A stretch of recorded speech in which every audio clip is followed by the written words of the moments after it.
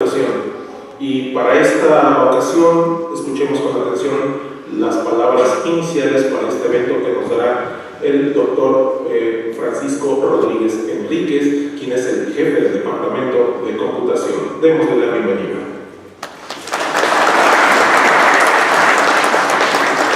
Gracias.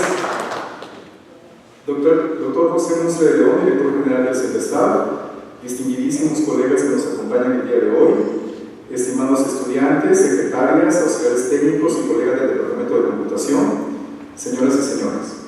Sean todos bienvenidos a la ceremonia con la que se inicia oficialmente los festejos del 10º aniversario de la fundación del Departamento de Computación del CENTESTAB. Históricamente, la sección de computación del CENTESTAB se estableció en el ya lejano año de 1983 en el seno del Departamento de Ingeniería Eléctrica. Y desde entonces se abrió un curso de titulación tanto en maestría como en doctorado en computación. Sin embargo, oficialmente, los títulos otorgados en aquella época indicaban la especialidad de ingeniería eléctrica y no así la de computación. 23 años después, en septiembre de 2006, se creó a partir de la antigua sección el Departamento de Computación. Y para que ello fuera posible, tuvieron que ocurrir una serie de acontecimientos que a continuación muy brevemente detallaré. En primer término, la propuesta para el establecimiento del posgrado en Ciencias de la Computación fue presentada en la cuarta sesión ordinaria del año 2005 del Consejo Académico Consultivo CAC del CENTESTAB por el entonces secretario académico, doctor José Mustre de León. Y después de atender las recomendaciones para realizar la propuesta que fueran formuladas para la comisión ad hoc convocada por el CAC, se presentó la propuesta definitiva del nuevo programa de Ciencias Computacionales en marzo de 2006. Dicha propuesta fue aprobada por la doctora Rosalinda Contreras Teurel, directora general del CENTESTAB por aquellos años. A mediados del año 2006, se presentó la solicitud de ingreso al Padrón Nacional de Posgrado del Consejo Nacional de Ciencia y Tecnología y tuvimos la suerte de vernos favorecidos con una respuesta positiva. De esta manera, nuestros programas quedaron clasificados como un posgrado consolidado, a nivel consolidado, en este prestigioso padrón reconocido. Fue así que los dos programas de posgrado de maestría y doctorado del Departamento de Computación iniciaron oficialmente su andar en septiembre de 2006, bajo la figura de posgrado institucional en Ciencias de la Computación, operando en dos sedes, la Unidad Zacatenco y la Unidad Tamaulipas. El departamento en aquella época fue fundado con 11 profesores e investigadores. Mucho ha acontecido desde aquel entonces. En nuestra numeralia podemos señalar que hemos graduado a un total de 161 maestros en ciencias, de los cuales 25% son mujeres, y 24 doctores, de los cuales 40% son mujeres, en ciencias, todos ellos con especialidad en ciencias de la computación. En cuanto a nuestra producción científica, cabe señalar que hasta el año pasado habíamos publicado 230 artículos en revistas prestigiosas de nuestra área, así como 483 artículos en congresos internacionales relevantes. Asimismo, los profesores de nuestro departamento han sido coautores de 15 libros monográficos publicados por casas editoriales internacionales, lo cual nos vuelve uno de los departamentos de computación más prolíficos en México en ese sentido. El departamento cuenta actualmente con 16 profesores investigadores de tiempo completo y se cultivan 4 subáreas principales: teoría de la computación, inteligencia artificial, sistemas de cómputo y sistemas de información. Con esos sólidos cimientos, arduamente construidos a lo largo de nuestros primeros 10 años de vida departamental, tenemos la firme convicción de que en los próximos años nos seguiremos consolidando como el Departamento de Ciencias Computacionales mexicano con mayor presencia y prestigio internacional. Muchas gracias.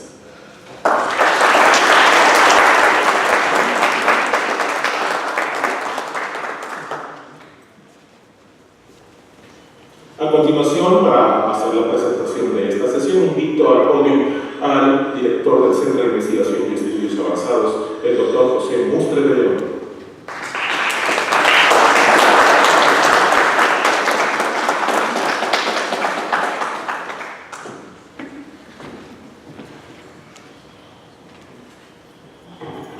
Buenos días. Bueno, para mí es un gran gusto participar en esta celebración de los 10 años del Departamento de Computación. Como ya comenté, comentó el doctor Francisco Rodríguez, en el año de 2005 empezamos con esta transición de convertir a la sección de computación del Departamento de Ingeniería Eléctrica en un departamento de computación. Buena parte de la motivación de este hecho tiene que ver mucho con la estructura que tiene el CINVESTAB. El CINVESTAB como tal fue creado con una estructura institucional muy similar a la de las universidades de investigación norteamericanas, en donde prácticamente cada área de investigación estaba representada por un departamento, y a su vez este departamento estaba encargado de un programa de posgrado, con la diferencia importante que como no tenemos área de pregrado como lo tienen las universidades, casi toda la enseñanza está enfocada a nuestros propios programas de posgrado. Y en ese sentido, como parte de análisis del desarrollo institucional, habíamos encontrado que en buena medida nuestros departamentos más exitosos en número promedio de investigadores tenían un número similar al de las universidades norteamericanas más exitosas, y había algunas excepciones en donde teníamos grupos de investigación muy pequeños que aparentemente no habían logrado una masa crítica para consolidarse. Y de hecho, uno de los departamentos que tenía un número de investigadores mucho mayor al promedio de las universidades norteamericanas era el Departamento de Ingeniería Eléctrica.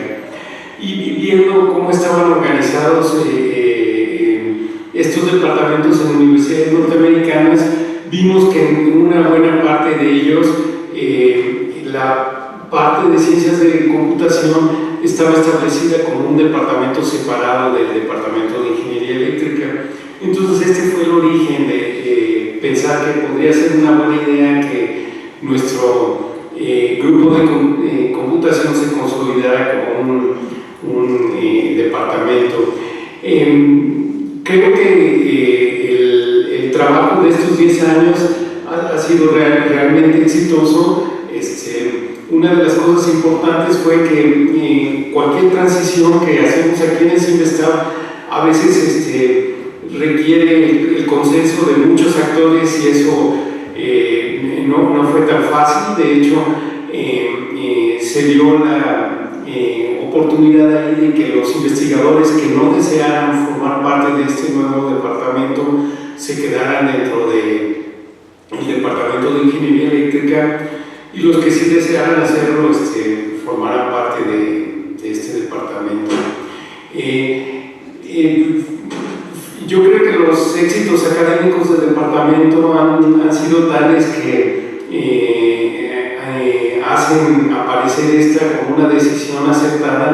Aquí creo que la única parte que nos falta por consolidar es poder incrementar el número de investigadores de este departamento para poder llegar a tener un impacto mayor.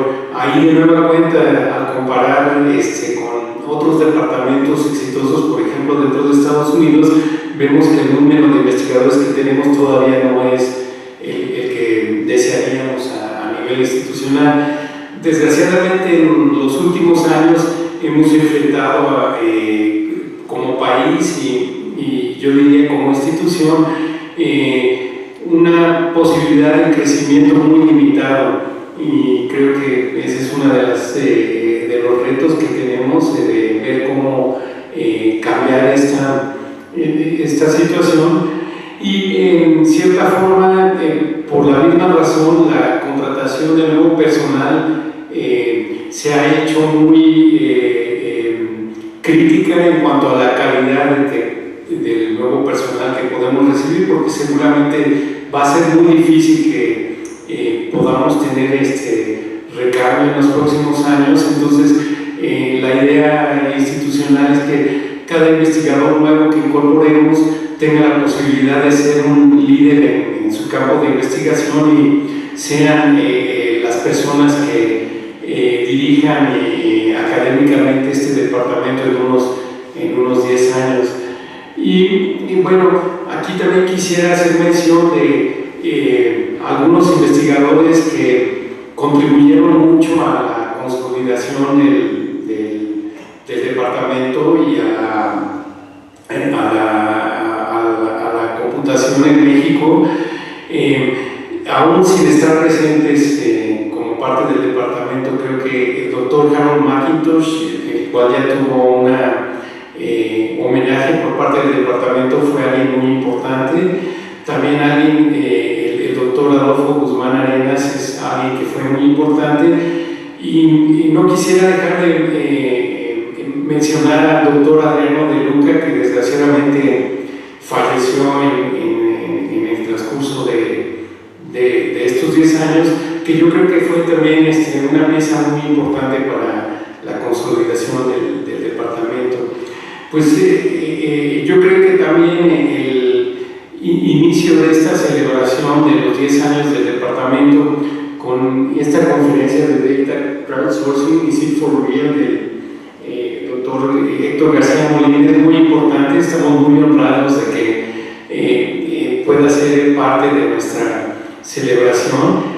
Y pues no me queda más que felicitar a todos los miembros del departamento, a los estudiantes, obviamente a los investigadores, al personal secretarial y personal de apoyo, sin cuyo trabajo este departamento no sería tan exitoso como es ahora. Y esperamos que esto sea solo el principio, que no solo se consolide el departamento como el mejor departamento en computación en México, sino pueda tener trascendencia a nivel internacional, como de hecho ya tienen algunas áreas, pero que fuera generalizado esto. Bueno, muchas gracias, muy amables, y muchas felicidades.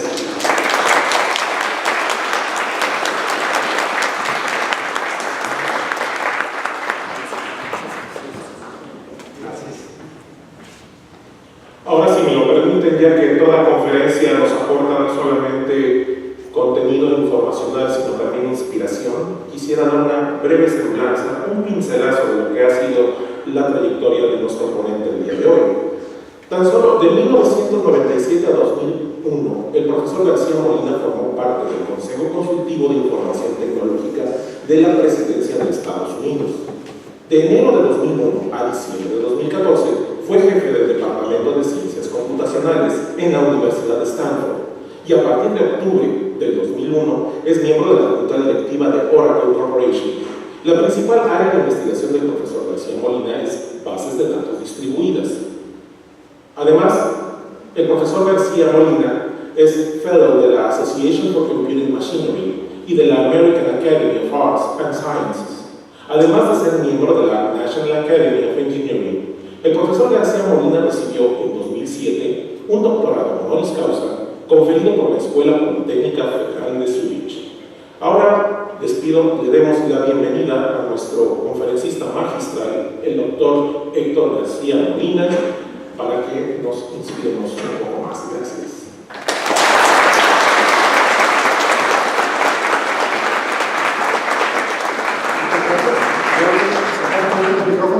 Sí, ok. Muchas gracias por la invitación. Es un honor estar aquí nuevamente en el CIPESTAB. Siempre da mucho gusto venir a México y ver que estén avanzando en computación. Antes que nada, quiero pedirles disculpas por mi español. Para empezar, yo que soy de Monterrey, es que no hablamos muy buen español.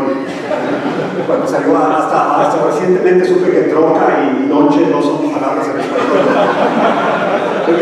Empecé de ese español, pero llevo 40 años fuera del país y se me olvida a veces las palabras, sobre todo palabras técnicas, pero voy a usarlas en inglés cuando me atore.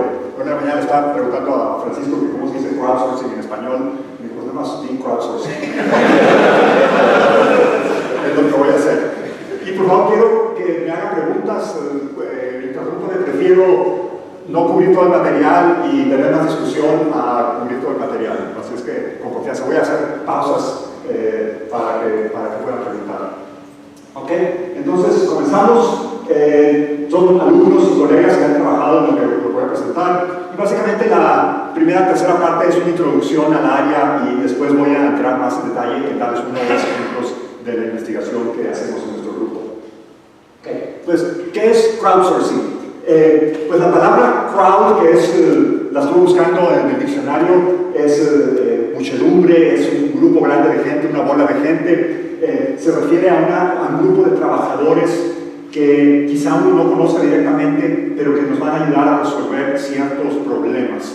Y sourcing quiere decir la previsión de un servicio por el crowd o al abastecimiento de productos, pero en este caso de servicios que nos van a dar los trabajadores, ¿verdad?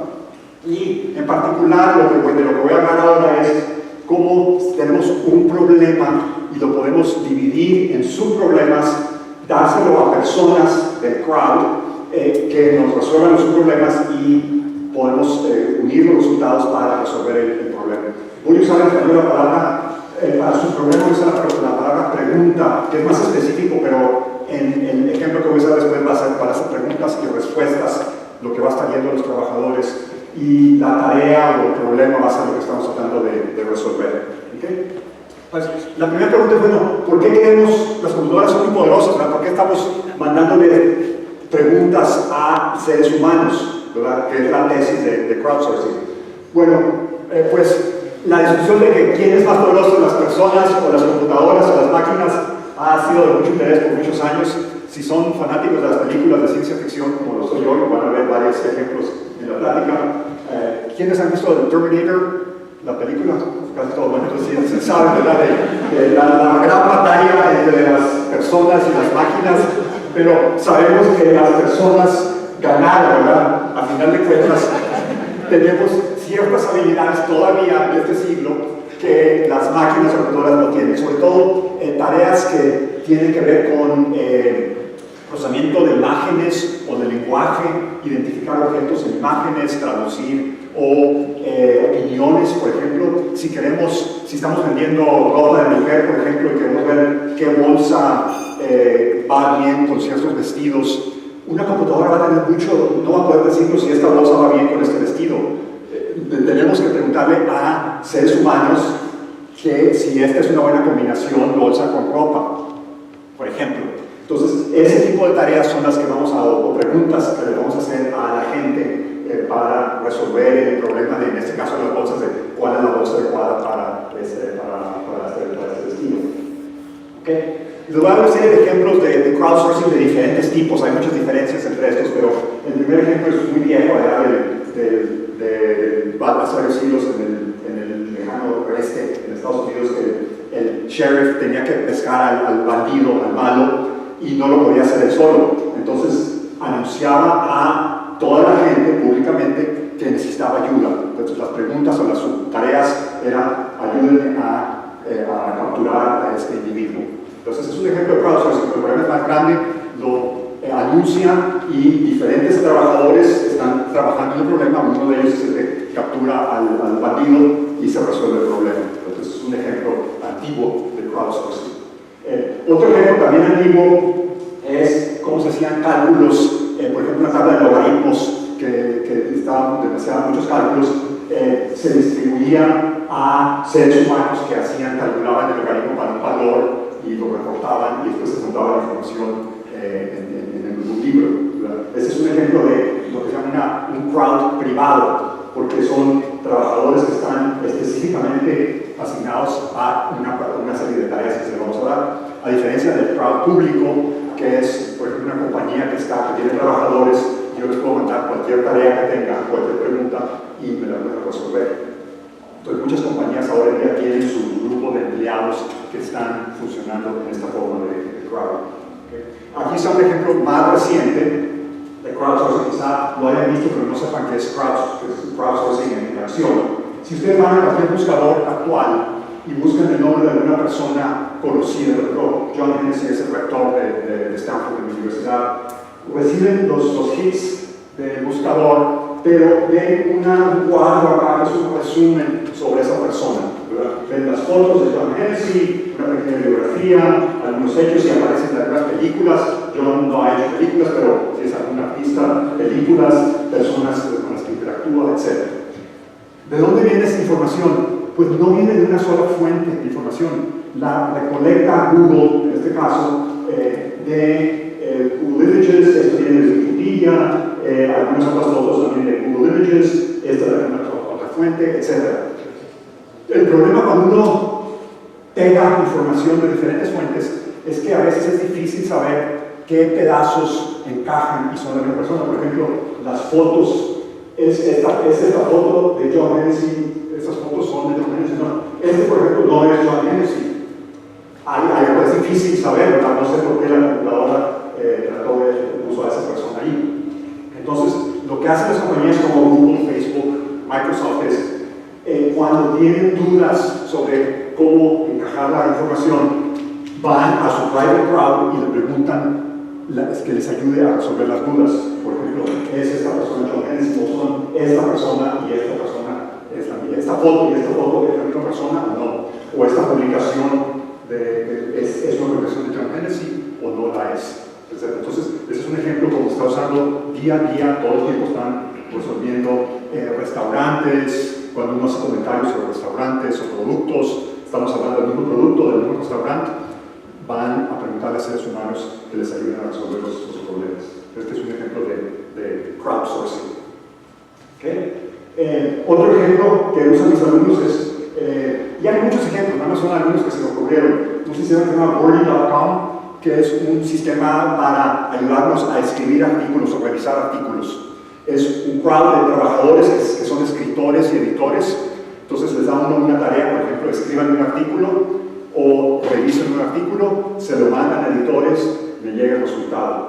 Yo lo uso mucho con mis alumnos, si no hablan bien inglés o no escriben bien inglés, cuando me escriben el primer artículo, les digo, primero vamos a mandar a Wordy que haga un editor profesional, lo revise, nos cobra algo de dinero, pero lo pago yo, y ayuda muchísimo. Ya cuando yo veo el artículo, ya es la segunda edición del artículo, que es muy útil. Desgraciadamente, a veces algunos de nuestros alumnos, sobre todo de la licenciatura, cuando tienen una tarea de escribir algún reporte o algo, lo mandan a Wordy para que se los escriban los reportes, que es un problema que hay con ese tipo de servicio, ¿verdad? Pero es crowdsourcing.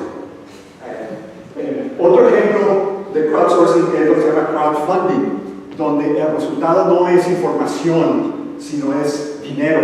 Entonces, si uno tiene un producto nuevo que quiere vender o quiere hacer una película, entonces va a un grupo de inversionistas distribuidos y describe el proyecto y recibe dinero. A veces los inversionistas pueden comprar el producto, las primeras versiones del producto, o se les da alguna otra forma de crédito. Entonces, este es otro tipo de crowdsourcing, pero con dinero. Mi ejemplo favorito es, nuevamente, una película.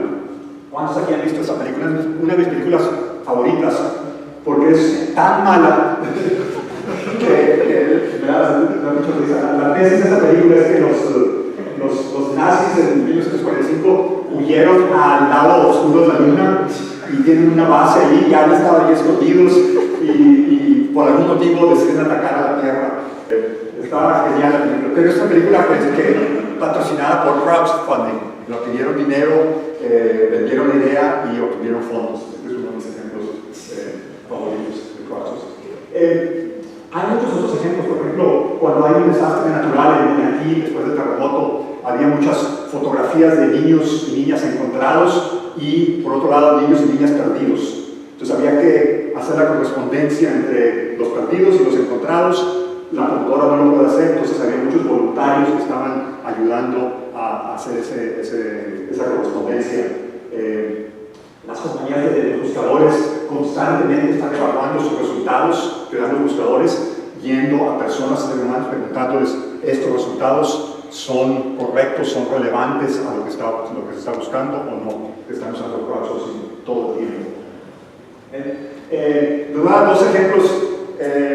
El primero es real, el segundo es real, pero nada más para divertirnos un poco. Este es el ejemplo real, y quizá algunos de aquí ya lo conozcan porque es muy famoso, pero se lo voy a repetir porque es muy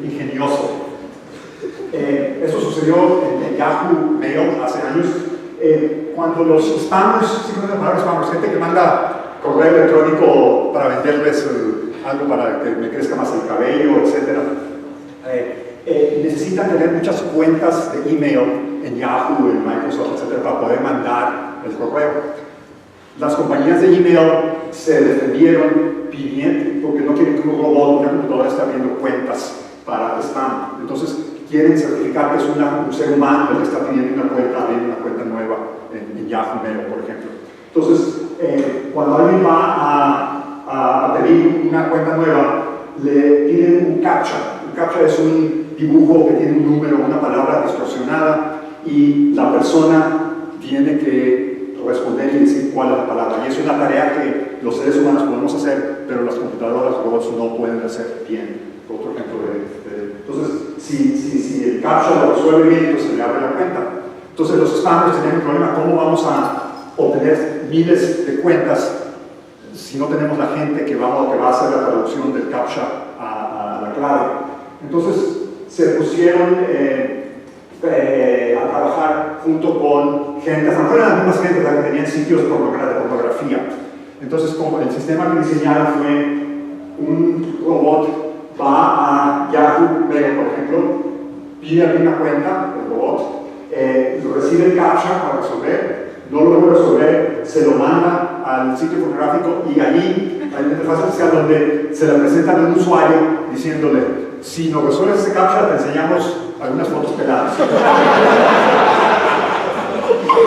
El usuario acá felizmente contesta, está bien, se abre la cuenta y todo el mundo feliz, pero no todo el mundo. Pero ese es usando el CAPTCHA, que no se debe usar de esta forma, pero es un ejemplo para que sepan qué es lo que no se debe hacer.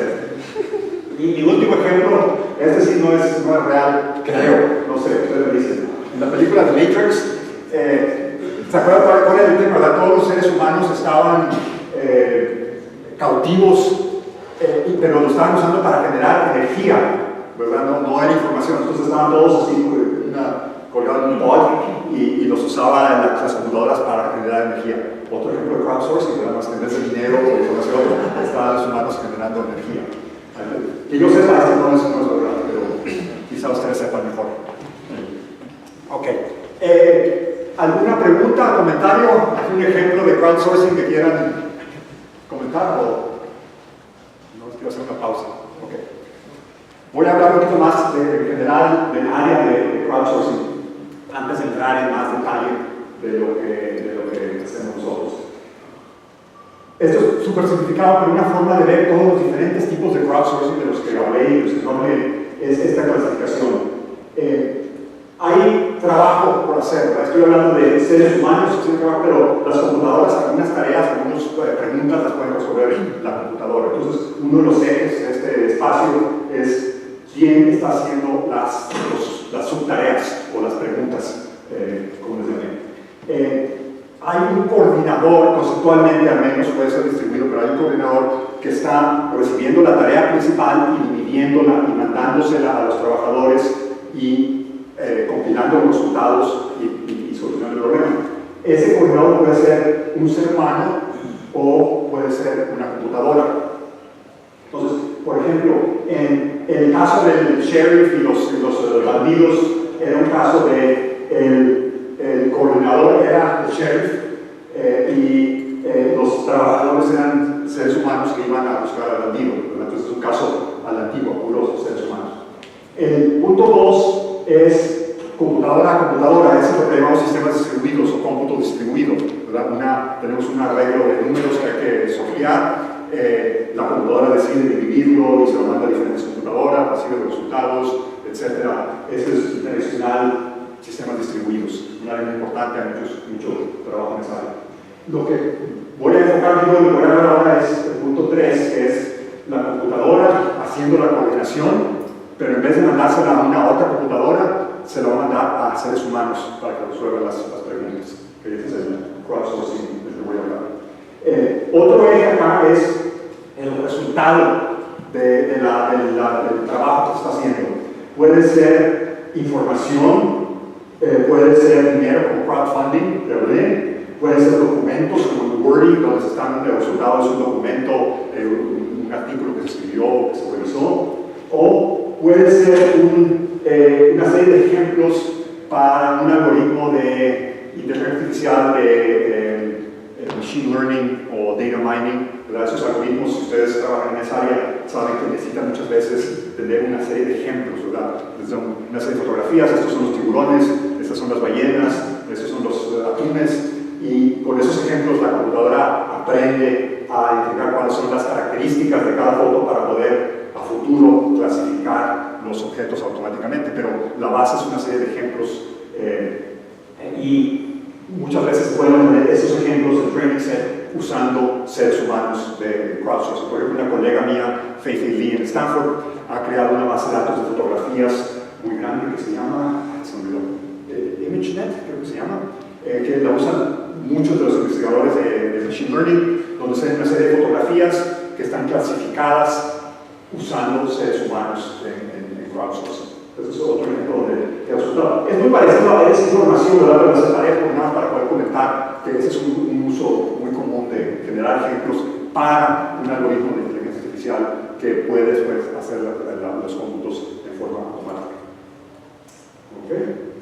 Entonces, en esta plática voy a hablar de el coordinador de la computadora, seres humanos en el trabajo, y me voy a enfocar en datos, en información, que es la área en la que trabajo yo, en bases de datos, que es lo que voy a tratar. Y por último, en cuanto a clasificación, que es importante, es los incentivos. No voy a hablar mucho de esto, pero los incentivos, ¿qué motiva a la gente a trabajar? En algunos sitios se les paga dinero. Por ejemplo, hay uno muy común que quizá muchos aquí conozcan, Mechanical. Amazon, es el servicio de Amazon Mechanical Turk, donde cualquier persona del mundo puede ir, registrarse como trabajador y le pagan por las tareas que haga uno.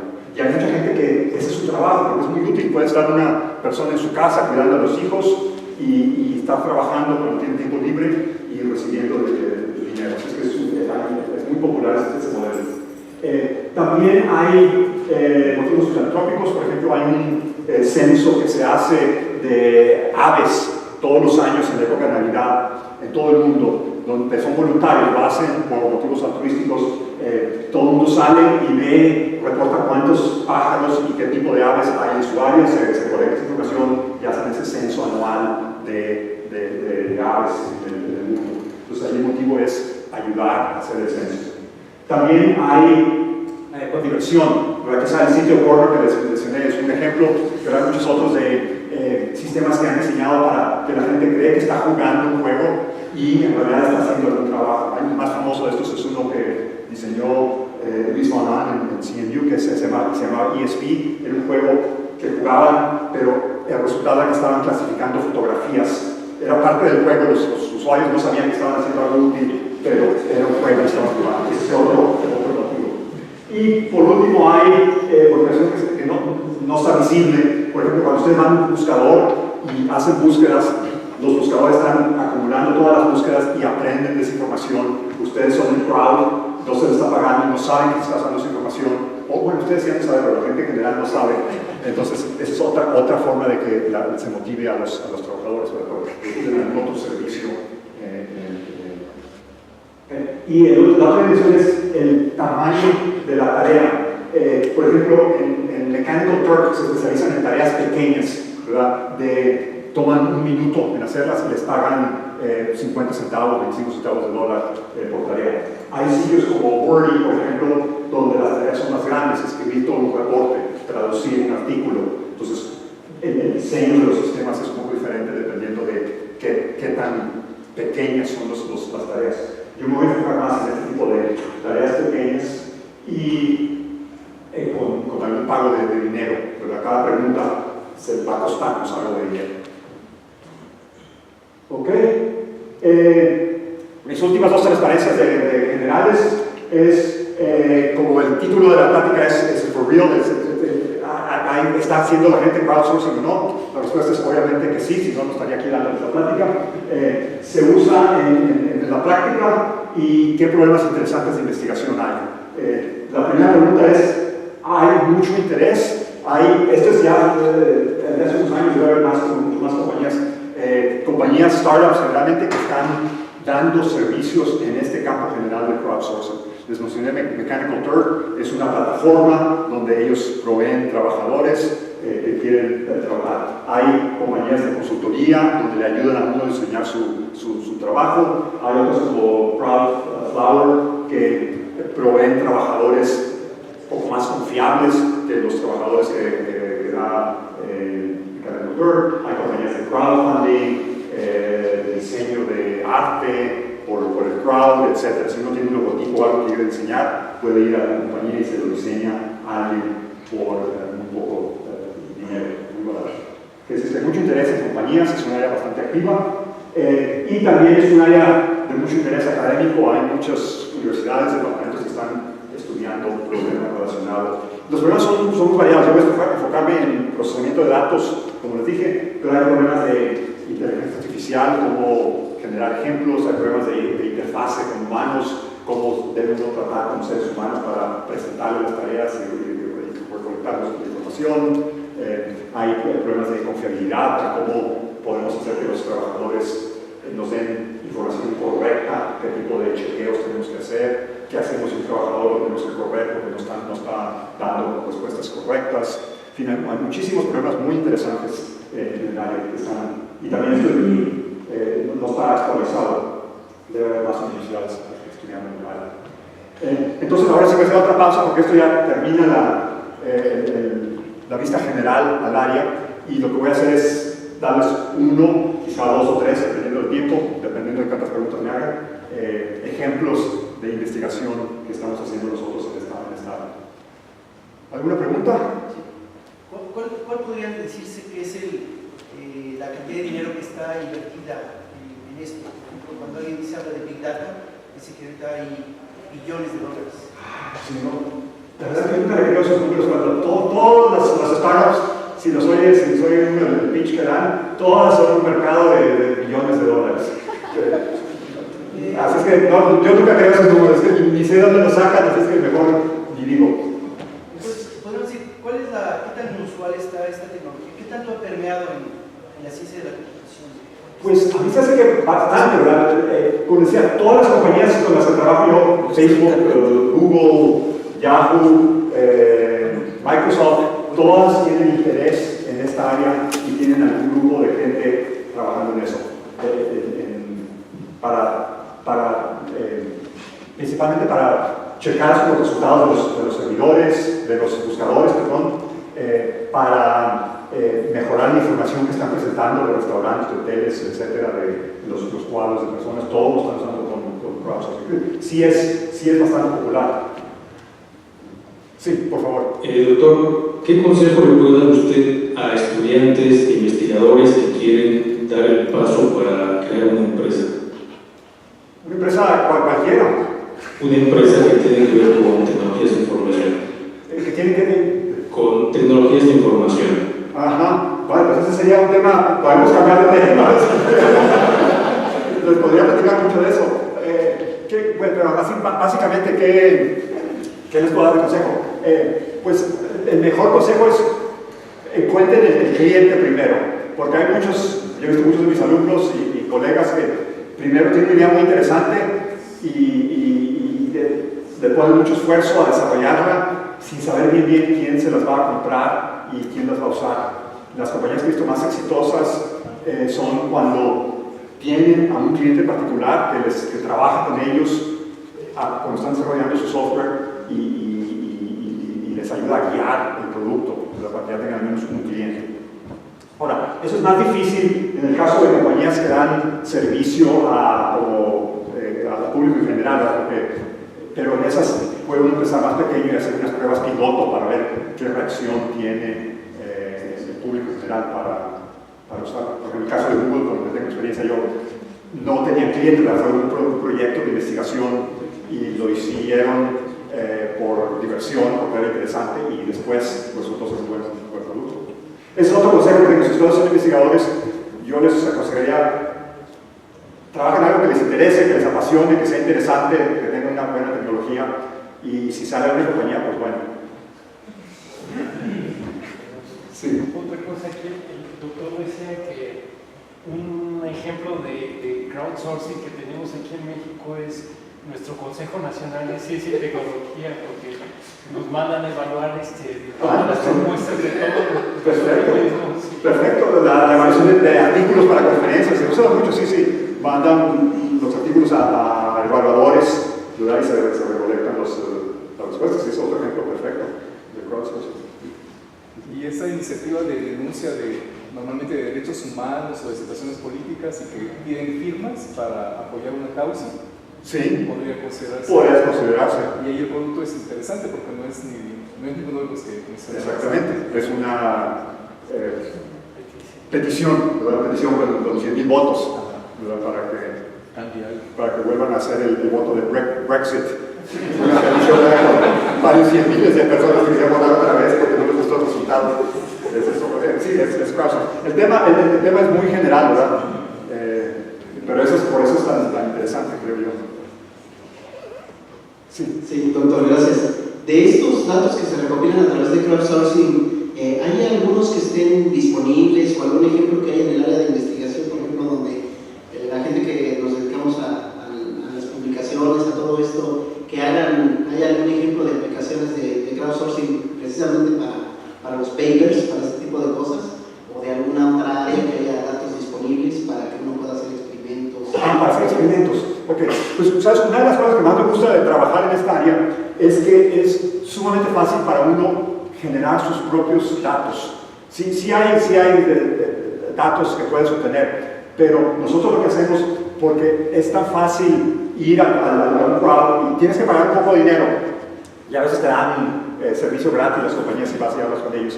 Pero entonces, para hacer un experimento, como les voy a enseñar más tarde en esta plática, diseñamos alguna tarea. Por ejemplo, tenemos, yo soy fotógrafo, es mi hobby, y tengo muchas fotos de deportistas de Stanford. Entonces, uso esas fotos para problemas de crowdsourcing. Es este jugador de voleibol, el mismo jugador que y a veces están con el cabello en la cara, están al revés los gimnastas. Entonces, esas fotografías las usamos, se las mandamos al crowd y les pedimos, ¿es la misma persona o no es la misma persona? Y es relativamente bajo el costo, y nosotros hacemos los experimentos, podemos generar la información como la queremos nosotros, y es lo que me encanta de esta área, que uno puede hacer sus experimentos. Tienes que pensar un poco de qué es lo que quieres, qué tipo de tareas te interesan, generas alguna tarea, consigues algunos datos de equipos de fútbol, qué equipo es mejor que otro, quién ha ganado, y preguntas a la gente sobre esos datos y puedes encontrar información. Si tienes algo así, quizás después vamos a platicar y quizás te voy a dar un tip de algunos datasets que existen ya. Gracias. ¿Ok? ¿Sí? ¿Qué tal? ¿Cómo vemos la perspectiva a futuro de crowdsourcing, teniendo en cuenta esto de que pues, hacemos computación para que las actividades humanas no sean tan difíciles, ¿no? Ahora todo eso se va metiendo el humano y las actividades que hasta el momento son difíciles para la computadora. Sí. Si decimos esto de los captchas, pues creo que casi tiene que ser un artículo de algún captcha solver muy específico, ¿no? Sí. Entonces podemos decir, en algún momento se va a resolver el problema de los captchas. Sí. Entonces, ¿cómo ver el crowdsourcing en esta área? ¿Hasta dónde vamos a llegar ahí? Esa es una pregunta que hace frecuentemente. Dice, se va a acabar esta área de crowdsourcing, porque eventualmente las computadoras van a ser tan buenas que ya no vas a darle las tareas a las personas. La respuesta que tengo es que a mi edad eso ya no me preocupa, porque no van a... Quizá ustedes jovencitos se tienen que preocupar de eso. No va a pasar, o sea, creo yo que los seres humanos tenemos varios años a futuro. Sobre todo si tenemos cosas de gustos, ¿verdad? Como les decía, de las bolsas, yo contrataba a una persona en una licenciatura escolar, quiero contratar a una persona y tengo muchos currículums y quiero escoger el currículum, o tengo una competencia de poesía y quiero escoger la mejor poesía. Eso va a tomar muchos años a que la computadora de los mismos resultados que una persona, creo yo. Pero sí, eventualmente no va a haber necesidad de nada, van a ganar las máquinas como en Terminator, ¿verdad? Pues nos vamos a retirar todos y vamos a ir a gusto sin trabajar. Sí. ¿Cómo eliminar la disonancia o la confusión en los datos en las respuestas? Esa es una pregunta muy interesante. No voy a hablar de eso en la plática porque voy a dar algunos comentarios. La pregunta es si hay errores, ¿verdad? Si los trabajadores no pueden el error equivocado. Por ejemplo, si estamos clasificando fotos y pidiéndole a la gente que nos diga si es una foto pornográfica o no, digamos, ya que estamos en el tema, ¿verdad? Entonces es otra tarea que las computadoras no pueden hacer bien todavía. Entonces le damos las tareas y dice sí y no. Pero ¿qué pasa si alguien hace un error? Pues la única solución es replicar el trabajo, ¿verdad? Mandárselo a 5 gentes, la misma foto, y tomar un voto de cuántas, la mayoría de votos, por ejemplo, lo consideramos correcto. No es infalible ese método, pero si entre más trabajadores tenemos, mejor va a ser la confianza que tenemos en los resultados. Otro paso después es ver si los trabajadores, tenemos trabajadores que muchas veces están en la minoría, siempre están dando un valor, una respuesta que no concuerda con la mayoría. Entonces, no es absolutamente cierto, pero es un indicio de que ese trabajador no es tan bueno como los otros. Entonces podemos evaluar a los trabajadores viendo qué tantas veces no concuerdan sus respuestas y darle una calificación al trabajador de su confiabilidad. Ya con esa información se puede volver a calcular los resultados, ¿verdad? Porque si un trabajador es bueno, le damos más peso a sus respuestas y eventualmente los podemos correr si son de baja calidad. Entonces, hay mucho trabajo que se puede hacer para mejorar la calidad de los resultados. Y me interesan muchos artículos sobre este tema. Bueno, déjenme seguir un poquito más para darles a un poquito el sabor de un ejemplo de lo que estamos haciendo y después podemos seguir con más preguntas. Muchas gracias por las preguntas, me da mucho gusto que me hagan preguntas. Entonces, hay 3 ejemplos. Probablemente no voy a hablar de uno y menciono los otros 2 rapidito. El problema que escogí, ¿verdad? Hay muchos por los que voy a hablar, es el problema de encontrar el mejor elemento, el máximo. Entonces, digamos que tenemos un puesto que queremos llenar, ¿verdad? Que necesita, queremos contratar a un profesor nuevo y tenemos los currículums de 100 personas que solicitaron el trabajo y tenemos que decidir cuál es el mejor currículum para el puesto. Es una tarea que una persona puede hacer mejor. Que para profesores creo que no vamos a usar esta técnica, pero digamos que este es su vestido y sus son bolsas o cualquier cosa que quiera encontrar el mejor elemento. Ahora, el modelo que voy a usar es que vamos a hacer las preguntas a los trabajadores de par en par. Voy a escoger 2 currículums y se los voy a presentar a un trabajador y decirle, de estos 2 currículums, ¿cuáles de estas 2 personas crees que es la mejor para este trabajo, para este puesto? Y lo voy a hacer con diferentes pares para encontrar el mejor. Que esa va a ser la estrategia que usamos. Ahora, hay muchas, dentro de ese marco hay muchas posibles estrategias. Y los 3 factores son factores clásicos en computación. Son el costo, que en este caso va a ser cuánto le debo pagar a los trabajadores. Entre más preguntas haga, más me va a costar. Quiero minimizar el costo. La calidad de los resultados, que estábamos hablando hace un momento, ¿verdad? Qué tan confiables, qué tanta confianza tengo en los resultados que me están dando. Y el tiempo que toma en obtener los resultados, cuántas horas. Recuerden que con trabajadores estamos hablando de minutos, horas. Es que es muy importante este factor. En computación ahora en general las computadoras son tan rápidas que para muchos problemas ya no importa qué algoritmo usen uno porque son muy rápidas. Pero aquí la diferencia entre un buen algoritmo y uno malo puede ser días o horas, porque toma mucho tiempo ir a un trabajador, obtener la respuesta y procesarla. En este ejemplo que voy a dar, voy a suponer que los trabajadores siempre dan resultados correctos, nada más para simplificar, y me voy a enfocar en este trade-off entre el costo y el tiempo que toma resolver la pregunta. Les voy a dar 2 ejemplos de estrategias a los extremos para que vean cuál es el espacio. Si lo hacemos en forma seriada, digamos que tenemos 5 elementos, que pueden ser bolsas, currículum, lo que sea, y digamos que tenemos un par, al azar, como sea, y tenemos una persona que compare A y B y nos dice A es el mejor. Entonces nos quedamos ahora con A y estos que no hemos considerado todavía. Segunda fase es que comparamos A, el ganador, con C. Resulta que C es el ganador. Siguiente fase, C con D, C sigue siendo el ganador y C es el ganador al final de cuentas. Entonces tenemos estos pasos del algoritmo, va por fases, en cada fase hacemos una sola pregunta y nos toma el número de fases es proporcional al número de elementos que tenemos. Toma mucho tiempo porque cada fase para presentar o tener gente tiene uno que ir a Max and Turk, por ejemplo, definir la tarea, anunciarla, tienen que ir trabajadores, encontrarla, resolverla, o sea, toma tiempo. Y nada más hay una sola pregunta, así que es algo ineficiente, va a tomar mucho tiempo esto, pero la ventaja es que cada pregunta que estamos haciendo es útil, ¿verdad? Cada pregunta es el mínimo, si piensas un poquito, es el mínimo número de preguntas que tengo que hacer para resolver este problema.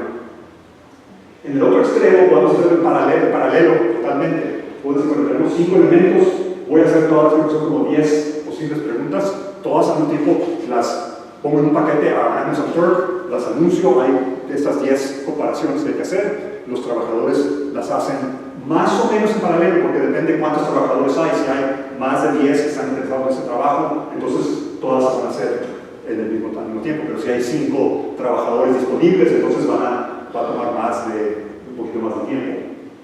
Pero es una fase y recibimos la respuesta. Esto es mucho más rápido porque es un solo paso, una sola fase, pero estamos desperdiciando preguntas porque muchas de esas preguntas no son necesarias. Como vemos que el mínimo son 5 preguntas y aquí estamos haciendo 10 preguntas y es cuadrático. Si tenemos más, va a ser muchas preguntas desperdiciadas. Entonces, lo que estamos tratando de hacer aquí es encontrar algo más con más balance, ¿verdad?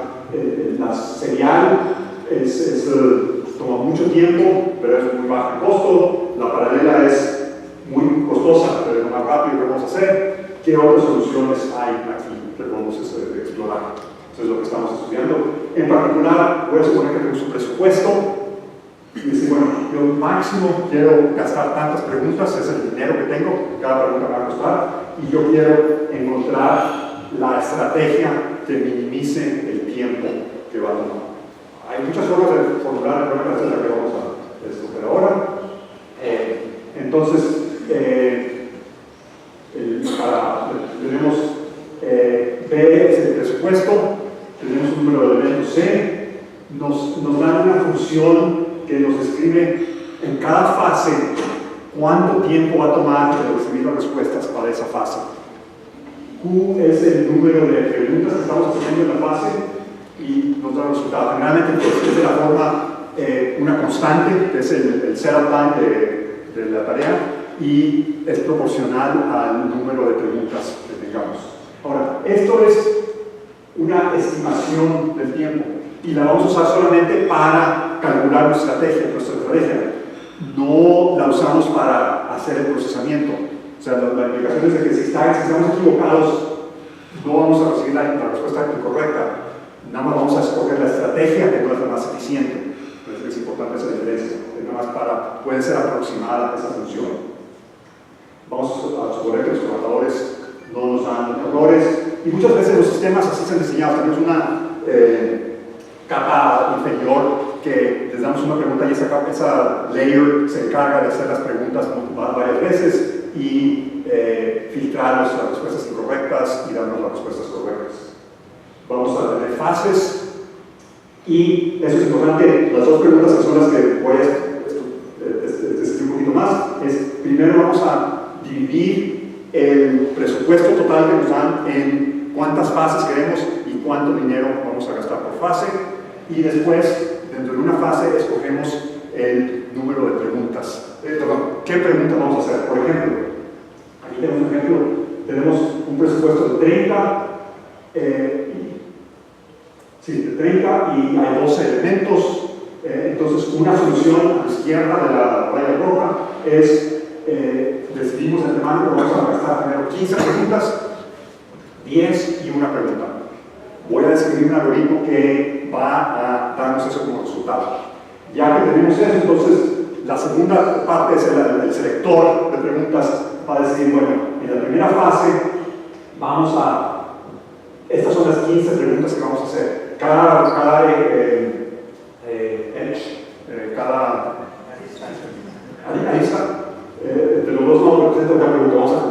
con C, C con B, etc. Este es porque el algoritmo selector decidió hacerlo de esta forma. Se hacen preguntas, resultaron estos, entonces en esta fase tenemos un presupuesto de 10, estas son las 10 preguntas, o sí, que estamos preguntando.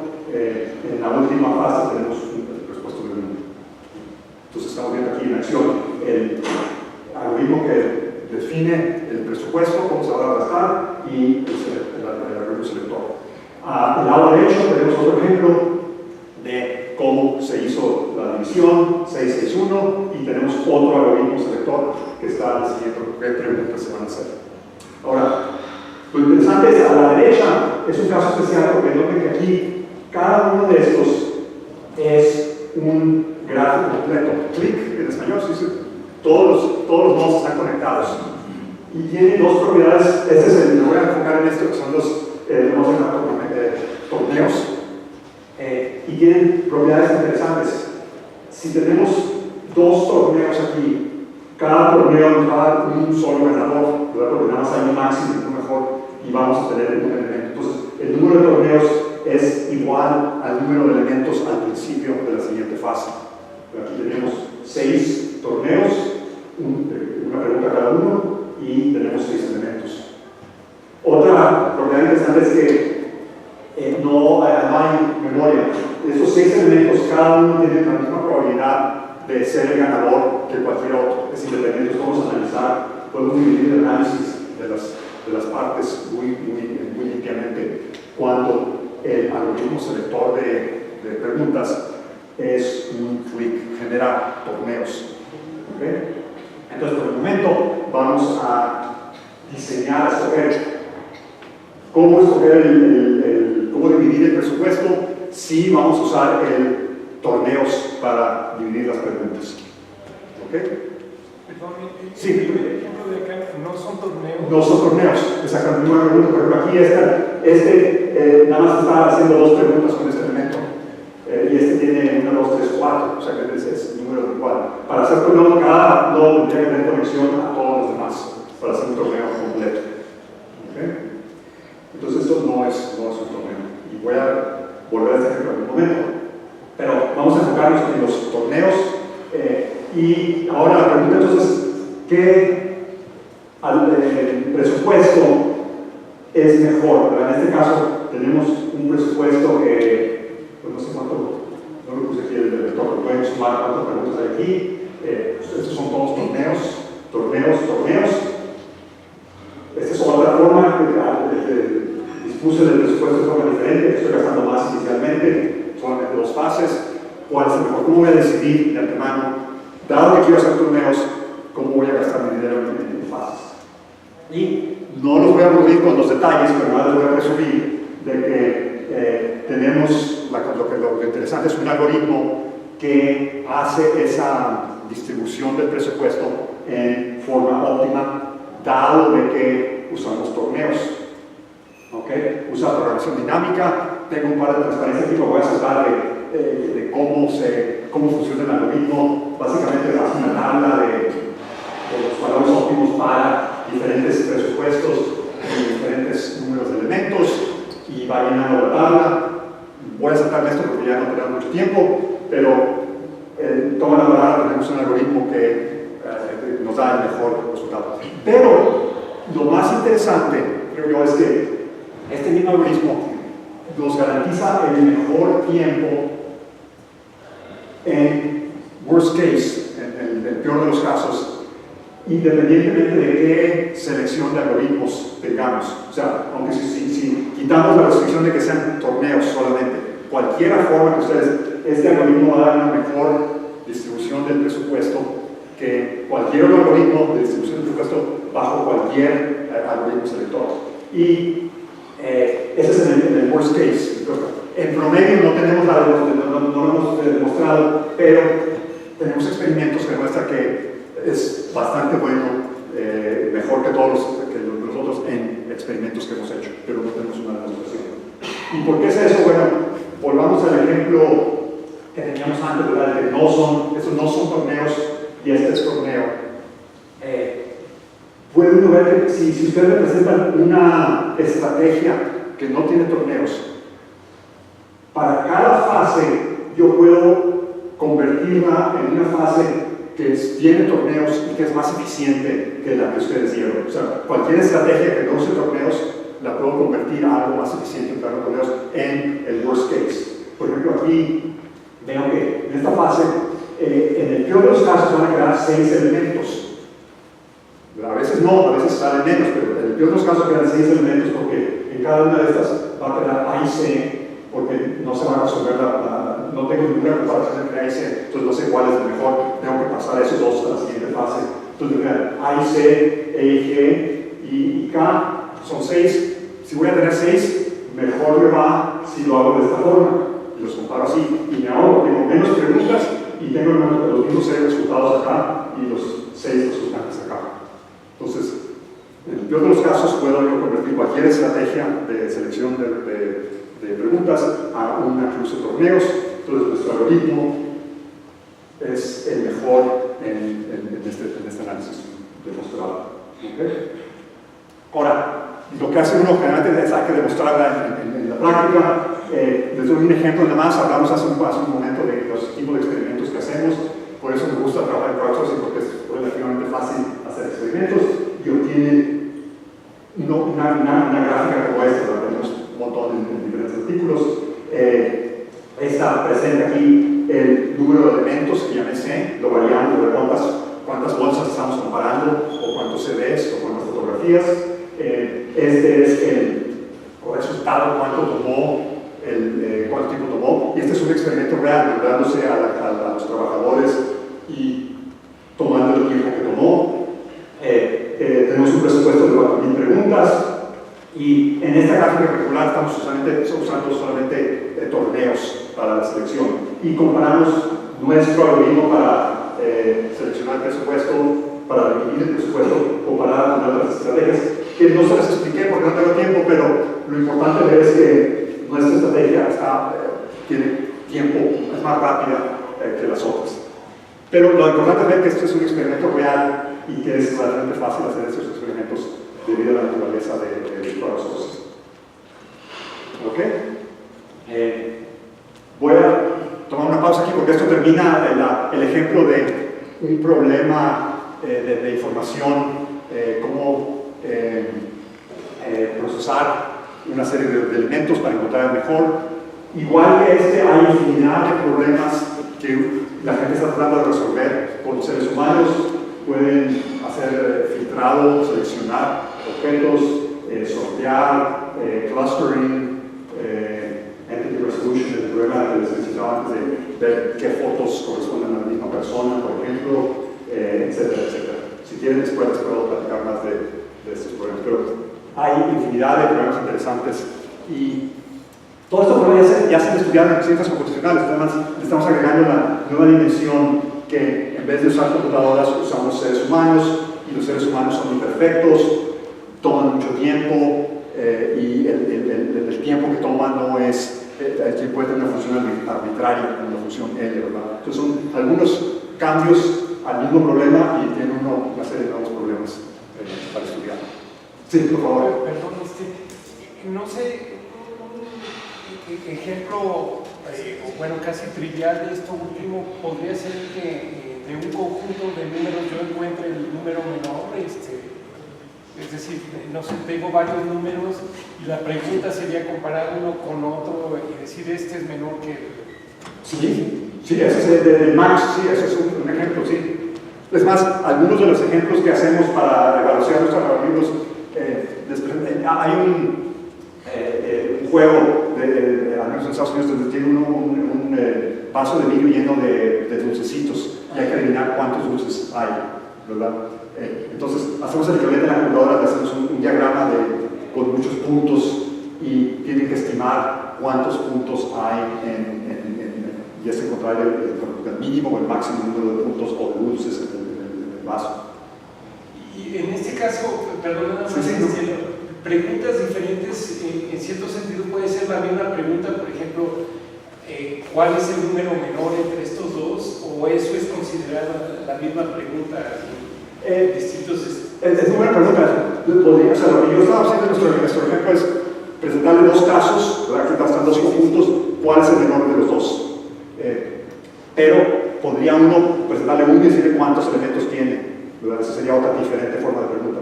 Para los tipos de preguntas que nos interesan, generalmente es un poco más fácil para la persona responder cuál es el que tiene más que contarlos y darnos el número exacto.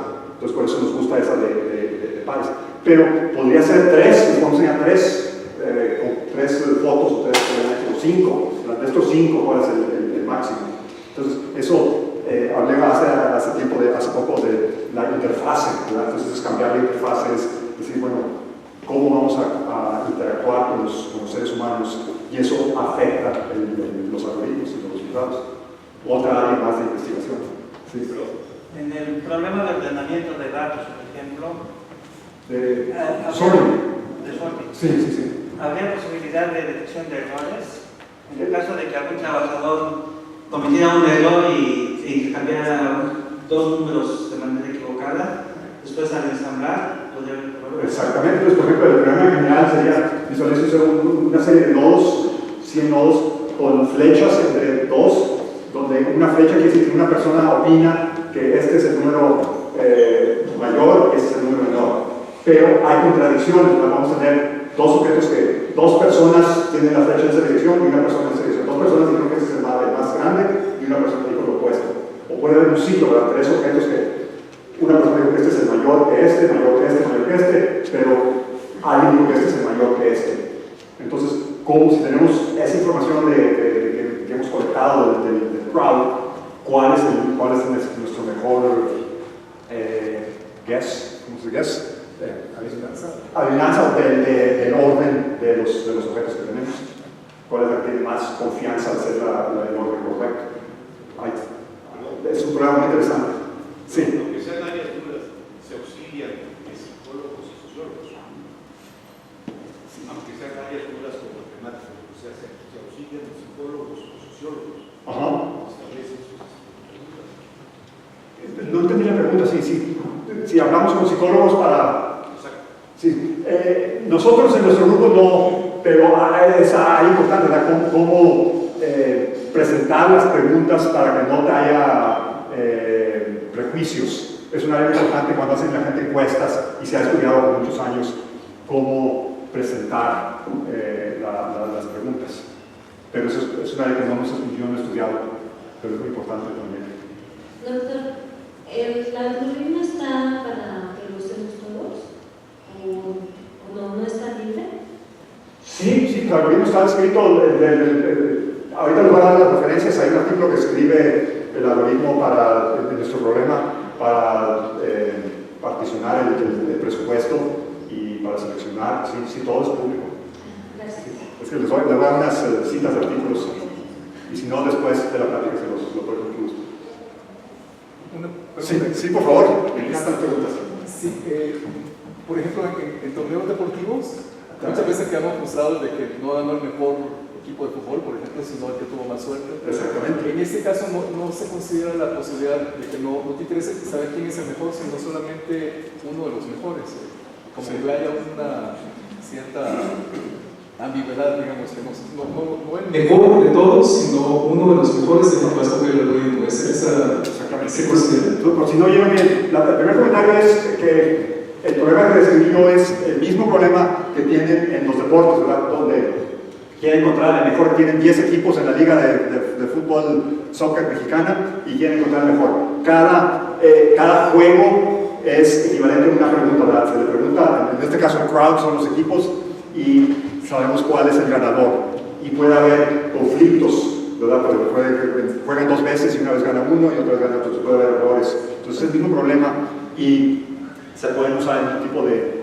Claro, en los juegos de fútbol nosotros no podemos dictar qué juegos se van a jugar y en qué orden, etc. Entonces nuestro algoritmo no es muy útil para eso. Pero un algoritmo como el que estamos hablando antes para seleccionar el orden, sí se podría usar ahí, ¿verdad? Porque tenemos un grafo con los resultados de los juegos. Es que sí es el mismo problema. Ahora, la segunda parte de la pregunta es, en vez de buscar el mejor, podríamos o hacer el sorting completo, ¿verdad? O podemos encontrar el top K, ¿verdad? Encontrar los 3 mejores. Entonces sería un algoritmo para los 3 mejores. Entonces otra categoría que sería top K. otro subproblema. Tenemos, ¿cómo nos tiempo? 5 minutos más. Sí, adelante. Para nada más les voy a mencionar qué otros tipos de problemas hay aquí, porque todos estos que hemos hablado son problemas de procesamiento de datos. Tenemos datos y hay que procesarlos. Pero en este segundo ejemplo vamos a hablar de cómo se pueden obtener datos del crowd. Nada más muy brevemente. La teoría es la siguiente. Aquí yo trabajo en base de datos, entonces cuando los veo ustedes, cada cabecita que veo aquí es una pequeña base de datos, un disquito ahí. ¿Por qué? Porque ustedes tienen información, cuál es el mejor restaurante aquí cerca del CINESTAD, cuál es la mejor película que hay que ver, cómo se llega de aquí a allá. Ustedes tienen mucha información aquí y yo quiero accesar esa información. Entonces, no les voy a decir a ustedes que me hagan trabajo, yo quiero accesarlos como si fueran una gran base de datos. Esa es la idea, verlos como una fuente de información. Entonces, lo que hicimos es crear un sistema que es parecido a una base de datos tradicional en que los usuarios pueden presentar queries en SQL o en cualquier lenguaje de base de datos, preguntar, por ejemplo, yo quiero restaurantes en la Ciudad de México de comida china que tengan evaluaciones de 4 o 5 estrellas, etc. Y este sistema tiene, además de bases de datos tradicionales, y saben aquí hay un catálogo de restaurantes, pero además tengo el crowd. Entonces, si no tengo la información en mi base de datos, ya de momento lo que hago es genero de forma dinámica preguntas al crowd para ayudarme. Por ejemplo, si me preguntan de restaurantes chinos y no tengo información de restaurantes chinos, el sistema genera preguntas, denme nombres de restaurantes chinos en la Ciudad de México, como una pregunta.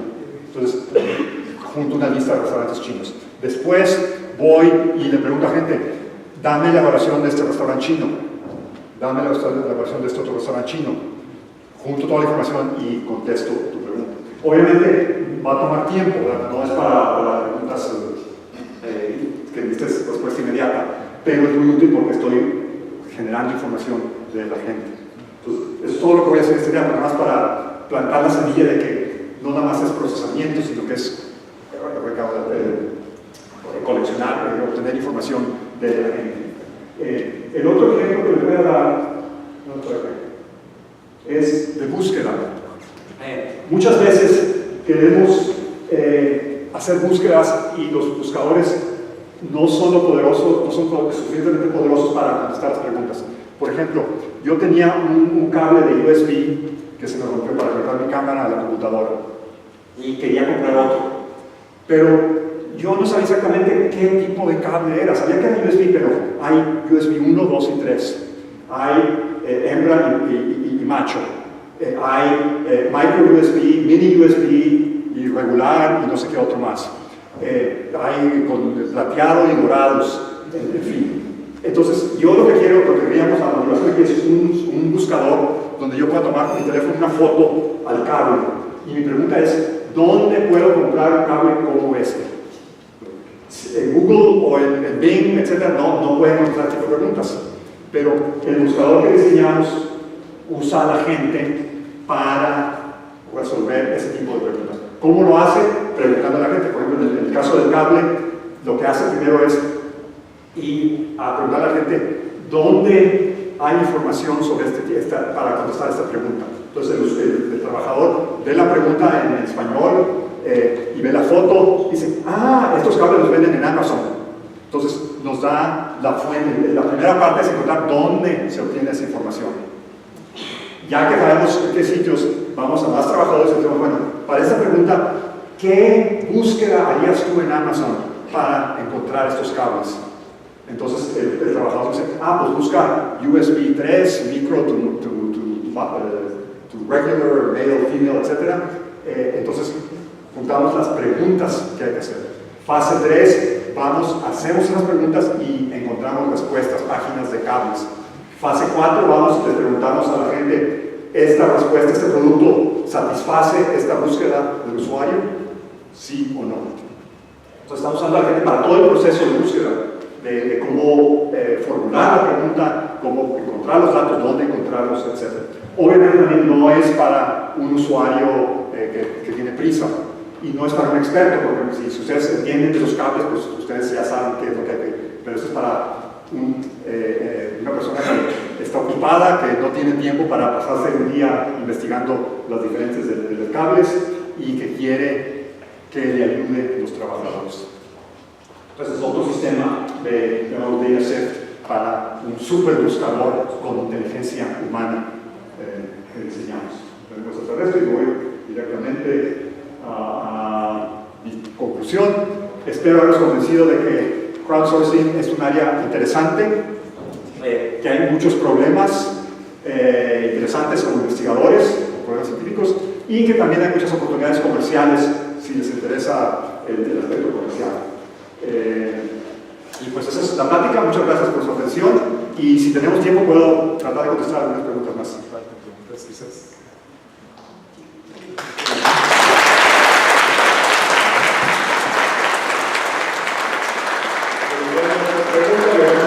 Para que nuestros colaboradores lleven el micrófono y los podamos escuchar a todos. ¿Existe en Yahoo Answers una especie de crowdsourcing para contestar preguntas? Sí. Observo que algunas preguntas quedan sin contestar, otras son inconsistentes y todo esto. Estaba pensando que si hubiera alguna forma de que esta técnica nos sirviera para compactar y seleccionar lo mejor de todo eso que se ha hecho para que quedara como un acervo de respuestas mejores. Sí. Muy interesante. Si no llegan bien, Yahoo todavía no tiene Yahoo Answers, donde usan el crowd para contestar preguntas como esta de mi caso, la que puedo ir y preguntar. El problema que no tuvo mucho éxito, uno de los problemas es que no hay mucha motivación, lo hace la gente por gusto, pero no tenían suficientes usuarios en Estados Unidos. Tengo entendido que en Corea, creo que o en Japón, hay una versión que es mucho más popular, porque por algún motivo se hizo más popular y hay más respuestas, entonces va a tener más tráfico. Muchas veces es cosa de implementación, ¿verdad? Tener un grupo inicial de usuarios que ven respuestas para que eso atraiga a más usuarios. Y hay muchas preguntas interesantes que se pueden hacer en ese contexto. Sí, doctor, primero agradecerle por sus comentarios, su enseñanza, y para nosotros y personalmente para mí es un gran placer conocerlo. Pues en México tenemos poco tiempo de estar innovando en el mundo de estas tecnologías. Recientemente en Poli, aquí con el Centro de Computación y en otros lugares, pues estamos en este contexto de iniciarnos en esto, y personalmente estamos haciendo muchas cosas con Spark, con Spark, con el ambiente ya de Apache Spark, que es sí. Y la pregunta es muy directa. Ustedes están haciendo este modelo, me imagino que ya tienen instrumentaciones con esto, pero me gustaría, ¿qué contexto, qué ambiente utilizan? ¿Usan Spark, usan Hadoop, usan qué tecnologías computacionales?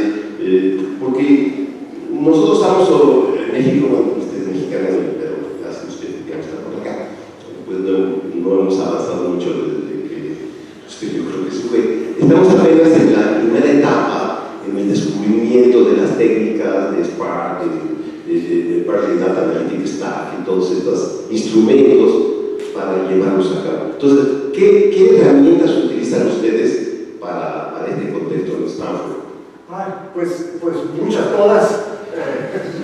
No tenemos, nuestro departamento de computación es muy distribuido y no muy autónomo.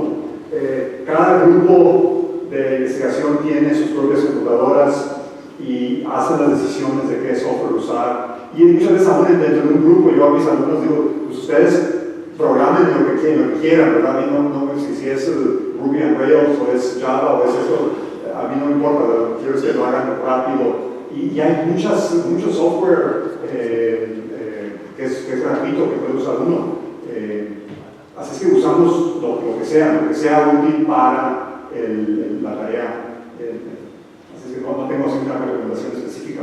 Usamos Spark, usamos Hadoop, usamos usamos muchas veces los sistemas de cloud de Amazon, ¿cómo se llama?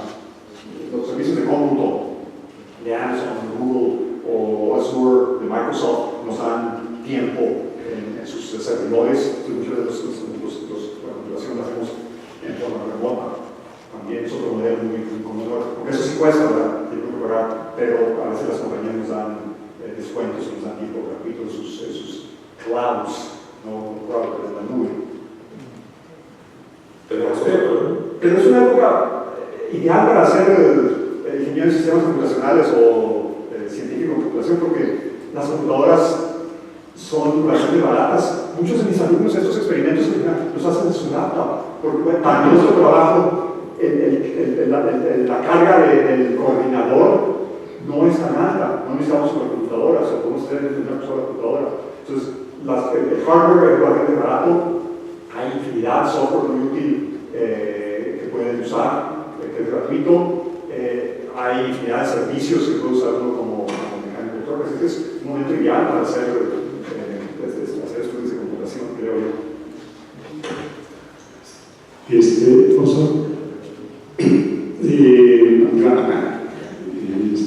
Evidentemente, esta parte de crowdsourcing que ustedes han escrito está funcionando muy bien, pues precisamente para cosas como un montón de problemas como los que nos platicaste. Ahora, y digamos, para mí, la pregunta que me surgió casi desde el inicio y el problema de la confianza, ¿no? Y una respuesta pues, fue, pues, calificamos a los trabajadores, ¿no? Utilizamos promedios y los podemos incluso correr, etc. Bien, pero supongo que hay situaciones en las que esa cosa no puede funcionar tan bien. O sea, un problema como el de, así, pues, no sé, la policía necesita descubrir algo y como en el guardia, no sé, se quiere ir de aquí, pero claro, las fuentes de información ahí, pues necesitan ser fiables. Y claro, los que no se quieren dejar atrapar, pues incluso se pueden meter al clavo para tratar de confundirlo, perdón. Entonces, esos ya son problemas donde, pues claro, los que están en cada crowd, entonces, como que se forman equipos, ¿no? Y incluso, pues, espías y los que tratan de falsear y de confundir al otro. Digamos, en ese caso, ¿qué pasa ahí? O sea, el crowd sigue siendo necesario, pero... Bueno, cuando tienen que trabajar con información sensitiva, importante, primero, las compañías no usan el crowd público, no usan Mechanical Turk o crowd, sino como mencioné antes, tienen sus crowds privados. Contratan, por ejemplo, Google tiene una serie de trabajadores empleados que están haciendo evaluaciones de los resultados de los buscadores.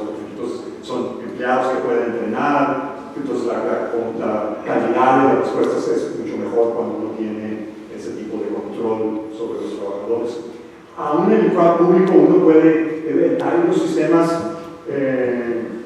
como se llamaba Odesk, pero realmente el nombre hace poco, donde uno puede entrevistar a los trabajadores para tareas más grandes, entonces no uno nada más manda la tarea a que se haga, sino que uno entrevista, como si estuviera contratando un empleado más, que todo lo hace a través de la computadora, y puede entrevistarlo, hablar con él, fijar el precio, etc. Entonces en ese caso hay un poco más de confianza en la calidad de los resultados porque estamos tratando directamente con los trabajadores. Y por último, como mencionaste también, puede uno replicar el trabajo, ¿verdad? Se pedir a 3, 4, 5, 10 gentes que lo hagan y eso también aumenta la confiabilidad de los resultados. En fin, es un tema muy interesante que no hable de eso, pero con eso me he olvidado darles las referencias. Si les interesa el tema y quieren algo así más amplio, este artículo que escribí con unos de mis alumnos es un overview de todo, incluyendo la confiabilidad de los resultados, pruebas de interfaces, etc. Entonces, si quieren, como un primer artículo, es un punto de empezar.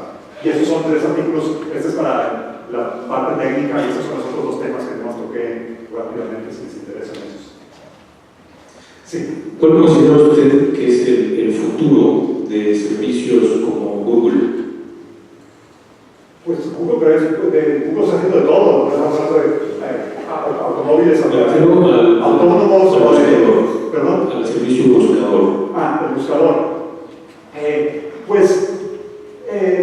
Va a seguir siendo esencial el buscador para el comercio del mundo, ¿verdad? Porque la mayoría de la gente va al buscador para encontrar servicios o cosas de comprar, entonces va a seguir siendo muy importante. ¿Qué tanto va a mejorar?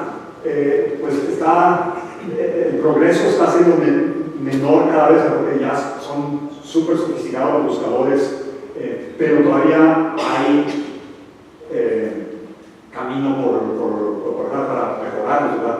La clave es entender qué es la intención del usuario, qué es realmente lo que está pensando el usuario cuando escribe una pregunta. Y si usan ustedes Google o Bing, estas son increíbles. Si le pregunta uno de las Olimpiadas, ¿verdad? Los resultados de las Olimpiadas, que están no nada más buscando en el web, sino que están generando resultados de juegos, de eventos políticos, entienden qué es lo que están preguntando en muchos casos. A mí me impresiona qué tan buenos han hecho los buscadores. Creo que todavía los pueden mejorar, pero no van a ser grandes avances a futuro en la calidad de los resultados. Pero la importancia va a seguir siendo sumamente importante, creo yo. Tenemos una pregunta en la fila del fondo. Levanta la mano para que se localicen y lleven el micrófono hasta el lugar. Atrás los que estaban checando su email, igual que los alumnos de clase, ¿verdad? Desde la última fila. Doctor, primero que nada, muchas gracias por la charla. La pregunta es más enfocada a todos estos sistemas de crowdsourcing, como comentas, pues ahorita es el boom. Se está llevando sobre todo a lo que son tecnologías móviles, como por ejemplo el caso de Waze o Google Reworks. Y exactamente hacia ese enfoque es cómo se podría eliminar los falsos positivos. Porque, por ejemplo, lo que es el caso específico de Google Reworks, lo que hace es te mete preguntas trampa, ¿no? Para ver qué tanta atención estás poniendo a los surveys. Sí. En el caso de Waze es un poco más complicado, pero ¿cómo se pueden eliminar esos falsos positivos en preguntas no tan específicas sino abiertas? Ok. Pues dos partes. La gran pregunta es algo que se me olvidó mencionar y gracias por mencionarlo, es el área móvil de crowdsourcing, que hay mucho interés en la gente tiene mucho tiempo a su disposición para estar esperando el camión o tiene el teléfono y puede estar haciendo trabajo. Creo que eso es lo que está refiriendo, contestando preguntas desde su teléfono. Entonces es un área importante que están enfocando muchas compañías. La otra pregunta es más general. Creo que estás hablando de cómo calificar a los trabajadores. Puede uno darles preguntas a las cuales yo conozco la respuesta y ver si me dan la respuesta correcta, o puedo usar la técnica que mencioné antes de comparar los resultados, preguntas que no sé la respuesta, pero puedo estimar si está un trabajador en desacuerdo con la mayoría, también es indicio de que no está dando buenos resultados. Entonces son dos técnicas que puedo usar uno. Preguntas del gold standard, ¿verdad? Que uno sabe cuál es la respuesta para evaluar al trabajador, o darle preguntas estándar y tratar sobre la marcha de ver qué tan buenas son las respuestas. Tiene sus pros y sus contras cada una de ellas. Las preguntas de gold standard muchas veces tienen un número limitado, ¿verdad? De qué preguntas tiene la compañía para dar. Muchas veces se corre la voz de cuáles son las preguntas. Sobre todo si se las dan al principio como examen, entonces los trabajadores saben que es el examen, primero ponen más atención porque saben que es el examen, y si no es examen, entonces tienen que distribuir en diferentes puntos. En fin, hay muchos factores. Es un programa muy interesante que también se está haciendo investigación en esa área, de cómo estimar la calidad de los trabajadores. Y luego, como mencioné también, el problema de qué hacer cuando sabes que un trabajador es malo, porque hay un problema muy interesante. Si yo detecto que tú eres un mal trabajador, la idea inicial es que no te voy a dar más trabajo, te voy a descalificar, poner en la lista negra. Pero eso no es una buena estrategia porque tú te vas a enojar mucho conmigo y vas a ir y a poner comentarios negativos en los forums que usan la gente que hace crowdsourcing. Entonces me da mala reputación, ya no va a querer trabajar la gente conmigo. Entonces no puedo nada más correr así a secas. Lo que hacen las compañías es, tengo que reducir gradualmente el número de tareas, de trabajos que le doy a ti, hasta que te aburras y te vayas a trabajar en otro sitio. Por ejemplo, es una estrategia que hacen, porque si te corro así muy a secas, te enojas. son cosas más de psicología que de computación, pero son problemas que tienen que lidiar los Tenemos una última pregunta en este costado mientras llega el micrófono. Me queda claro, doctor, que aquí hay dos tipos de crowd, usted los delineó, los que ya tenemos la edad de que ya no nos preocupan muchas cosas. Ya está el micrófono con la siguiente pregunta. Sí, gracias doctor por su plática, me da mucho gusto volverlo a ver. ¿Y qué tanto se puede hacer un crowdsourcing orientado o conducido con conocimiento experto?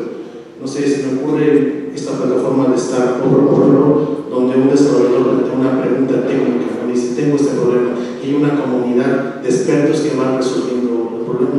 O también, no sé, en el aspecto académico, aquí en México hay una plataforma que se llama, bueno, seguramente los compañeros también la conocen, misprofesores.com. Entonces, hay que plantear en Facebook cuál es la mejor opción para tomar base de datos. Y la primera respuesta es una referencia hacia este sitio, ¿no? Donde ya hay una comunidad de alumnos que está evaluando a estos profesores. Entonces, una comunidad de expertos o una comunidad con un conocimiento en específico, ¿qué tanto podría ayudar a mejorar en todas sus fases el crowdsourcing? Gracias. Pues es como ya mencioné, son muy útiles este tipo de sitios, especialmente los que están enfocados hacia un área. En algunos casos, algunos de mis alumnos que tienen problemas de matemáticas que queremos resolver, vamos a esos sitios y son muy útiles, nos dan muy buenos consejos. Es otra área de crowdsourcing que no está cubierta por lo que estamos investigando nosotros. Como les dije, yo estaba más enfocado en procesamiento de datos con pagos. Las preguntas en esas áreas es cómo motivar a los trabajadores para que vayan y ayuden, ¿verdad? ¿Cuál es la mejor forma de darles badges, no sé cómo se llama, badges, premios o tablas de qué tanto hayan ayudado en el sistema? Hay muchas técnicas que están estudiando la gente en ese tipo de sistemas para cómo dar incentivos a los trabajadores, cómo identificar a los que dan malas respuestas, por ejemplo, en ese ambiente. No tengo idea cómo se haga, cómo puedes, porque en las tareas que estaba haciendo yo es más fácil, ¿verdad? Si la respuesta es 4 o 5, es más fácil decidir si estás bien o no, pero si la respuesta es, mira, ve y considera esta solución, o ve a este sitio para evaluar cursos de base de datos, ¿cómo sé si es la respuesta correcta o no? Hay muchas preguntas interesantes y no tengo las respuestas. Entonces, ustedes, los jóvenes, tienen que empezar a pensar cuáles son las respuestas para esos problemas. ¿Ok? Muchas gracias. A continuación, el doctor Francisco Rodríguez, jefe del Departamento de Computación, hará entrega de un reconocimiento y un simbólico obsequio como objeto de nuestro aprecio por su conferencia y su presencia anterior.